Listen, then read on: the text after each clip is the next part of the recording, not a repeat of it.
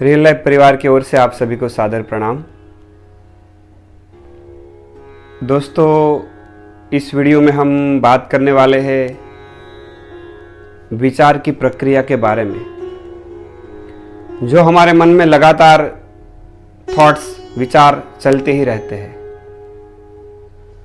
हम रोकने की कोशिश करें तो भी विचार रुकते नहीं। अच्छे विचार, बुरे विचार, कई प्रकार के विचार, कल्पनाएं, चिंताएं, तनाव बस चलते ही रहते हैं। पर दोस्तों, क्या हमने कभी ख्याल किया कि विचार की प्रक्रिया का प्रभाव हमारे स्वास्थ्य पर और हमारे शरीर पर क्या पड़ता है? हमारे शरीर के विभिन्न विभिन्न अंग पर क्या पड़ता है? हमारे शरीर की रासायनिक प्रक्रिया किस प्रकार विचार से बदल सकती है? आज का मनोविज्ञान, आज का शरीर विज्ञान, जिन्होंने यह साबित कर दिया है कि विचार की प्रक्रिया से हमारे शरीर की पूरी तरह से रासायनिक पैटर्न बदल जाती है। सद्गुरु विचार की प्रक्रिया के बारे में एक सरल बात बताते हैं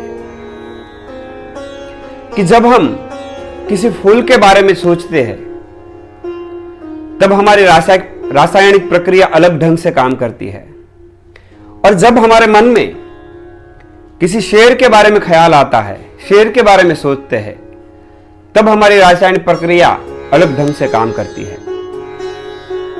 हमारी पूरी केमिस्ट्री, हमारे दिमाग की पूरी केमिस्ट्री चेंज हो जाती है विचार की गतिविधि से ही।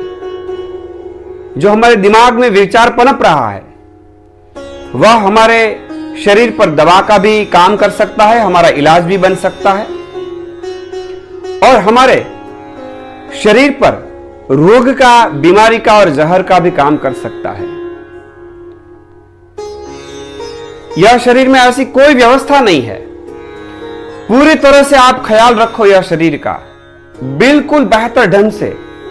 हो सकता है फिर भी आप कभी कभार बीमार पड़ जाओ, लेकिन यह शरीर में ऐसी कोई व्यवस्था नहीं है कि आप उसका बिल्कुल ख्याल ही ना रखो।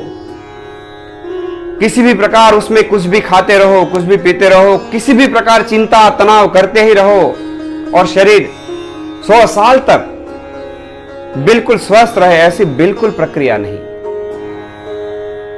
अगर अमृत डाला तो हो सकता है शरीर में जाकर जहर बन जाए, पर ऐसी व्यवस्था इस शरीर की नहीं है कि जहर डालो और अमृत का काम करे।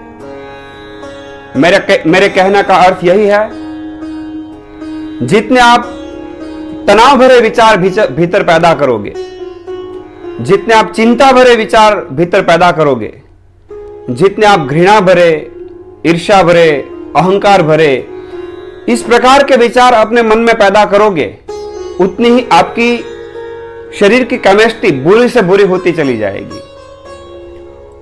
और बुरी केमिस्ट्री कभी हमें खुशहाल नहीं रख सकती, कभी हमें स्वस्थ नहीं रख सकती, कभी हमें आनंद में नहीं रख सकती। इसलिए जरूरी है कि हमारे भावना के स्तर पर और हमारे मन के स्तर पर जो भी स्पंदन पैदा हो विचार से, वह सकारात्मक हो, वह खुशनुमा हो, वह प्रसन्न हो, वह पॉजिटिव हो। भले यह कोरोना का काल चल रहा है, अगर यह समय में अगर आप कोरोना से संक्रमित हो गए और चिंता में रहोगे तो आपका शरीर अधिक बीमार पड़ सकता है। भय में रहोगे तो आपका शरीर अधिक से अधिक नुकसान में, तकलीफ में, परेशानी में जा सकता है। चिंता में न रहो, शरीर को अपना काम करने दो।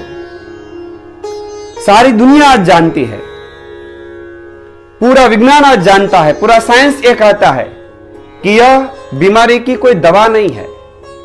आपका जो शरीर है वही यह बीमारी से लड़ रहा है। ऐसे में अगर आप भयभीत रहोगे, ऐसे में अगर आप तनाव में रहोगे, ऐसे में अगर आप चिंता में रहोगे, तो आपकी इम्यूनिटी सिस्टम अधिक डाउन हो जाएगी, जिसके कारण हमारे शरीर को बीमारी से लड़ने में दिक्कत आ सकती है, परेशानी आ सकती है।